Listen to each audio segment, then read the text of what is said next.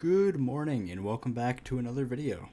If you are unaware, and as you can see in the bottom right, we are 3 days away, on the day I'm uploading, 2 days away from the Foraging update coming out on the main server.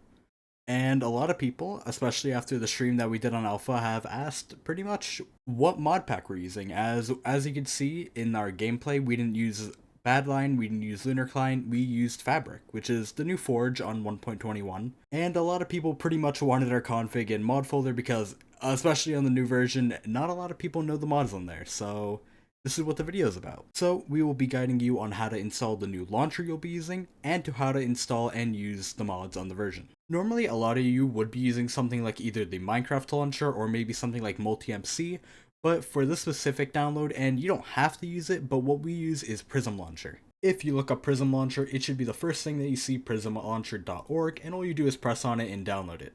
Now, the download is pretty simple. All you need to do is click on download now and obviously choose which one. More than likely, it'll just be the first one. And then all you need to do is click on it and go through the whole setup. But I'm not going to do that considering I already have it done. Once you have fully downloaded the launcher, it shouldn't look exactly like this. You'll probably have no versions downloaded, you won't be signed in. And all you need to do for the sign in part, it's pretty simple. You just need to go up here. It'll more likely say login or something along the steps, and I can't imagine it's that difficult. This is a very trusted client, many people use it, including myself. As you can see, I'm signed in, and yeah, I mean, there's nothing much more to say about that. Now, once you're in the client, there's not much else for you to do besides clicking on the link and downloading what we have. What we've linked in the description is a Google Drive with just one link, unlike have you seen before with a different config and mod folder. The thing we have linked is a specific launcher for the Prism launcher, making it as easy as possible to download it and just get straight into gameplay.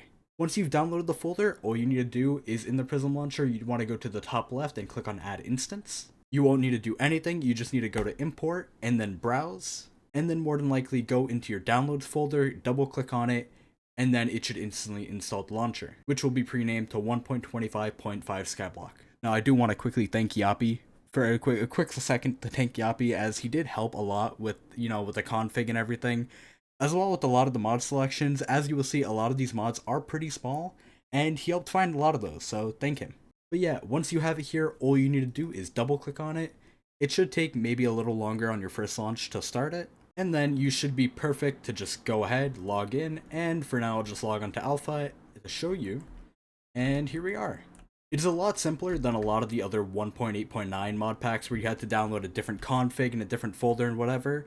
This is a lot more simple thanks to the Prism launcher, and yeah, it's pretty cool. If you're just here for the downloading part, you're pretty much good to click off. Now, do be aware that a lot of the GUIs or whatever are based on my preference. With that, I also have my own keybinds and everything set up on this.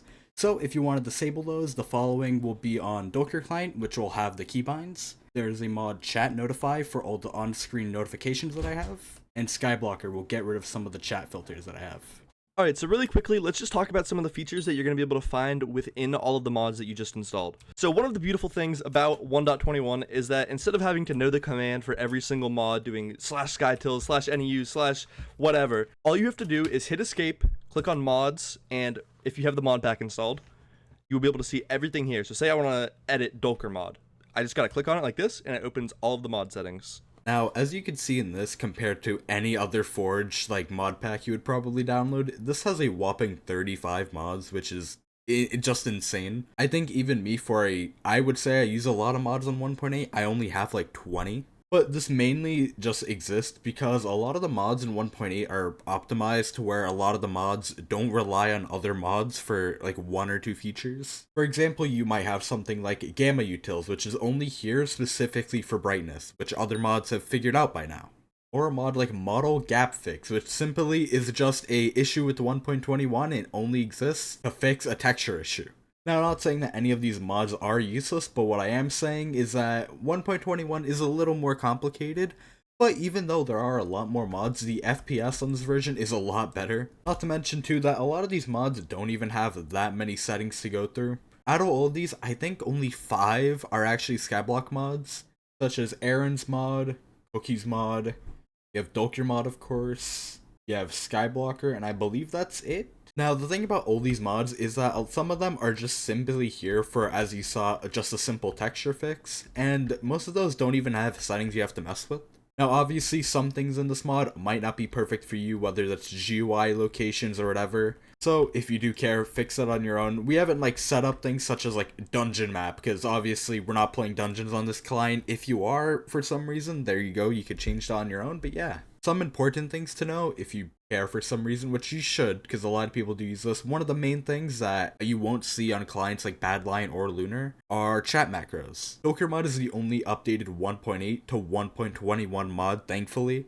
And this mod does include chat macros, which is extremely useful. As you can see here on the left, if you just go over to macros and then you go over here, you could add one with this plus and then type whatever you want and set the key. It's pretty simple. A lot of the other mod features you'll end up finding in either Aaron's mod or Skyblocker. Skyblocker pretty much has everything, like literally everything. Most of these features we went through, and I mean, they're honestly pretty well implemented. Like, I don't have pretty much any issues with them. The only issue is a lot of the mod developers, for whatever reason, use this UI, and the UI is horrible. For example, if you want to search up anything, let's say you wanted to search up experiment solver, right? You look up experiment and you're like, okay, it's on in general. Let's go to UI and visuals. It disappeared. The search disappears every time you click on a new tab. It's horrible. Not to mention, the reset button for the entire mod pack is right next to the close GUI button. Whoever designed this actually is... this is so fucking tweaker, man. But yeah, that's pretty much it. Thanks for watching to this point of the video, if you did. The config that we're using pretty much is just like as basic as the game can get, while keeping some key features that you obviously enjoy. Now again, if there's something you're missing, it's more than likely just in a mod like Skyblocker or Aaron's mod, or a mod in the folder. If not, well, sucks to suck, as pretty much every mod, or not pretty much, every Skyblock mod that's in this mod folder are the existing mods. There are 6 Skyblock mods, and we didn't include 1 because it sucks. Or I guess 2 because it sucks. If for some reason, like a few months down the line, we end up seeing a lot more conversions of 1.8 mods that we know and love, we might make an updated video to this, as a lot of the mods aren't perfect, but they will do over a mod client like Lunar. Also, we didn't really mention it and show it off, but we did have the Badlion link inside that Google Drive, which you can download. I don't know how you even import that. I assume if you use Badlion client, you'll know how to, but it is there. We kind of set it up, or I fully set it up. I went through all the settings and whatever, so it is to my liking. If yeah, that's pretty much it. Actually, you know what, fuck it, I'll show it off. And just for proof of concept, we are here on Badlion client. There's not much to show in here. Again, a very clean GUI. But then again, in Badlion, you honestly might see a little more features than you do inside of the Fabric launcher.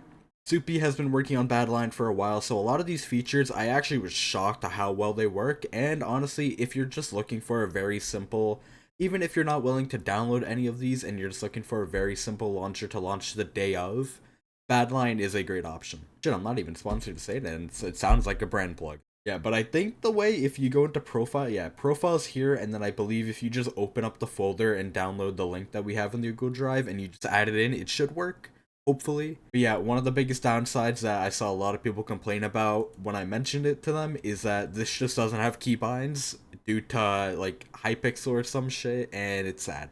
Anyway, that is it for the video. Hopefully you guys enjoyed. Hopefully you actually downloaded the mod, and yeah, bye.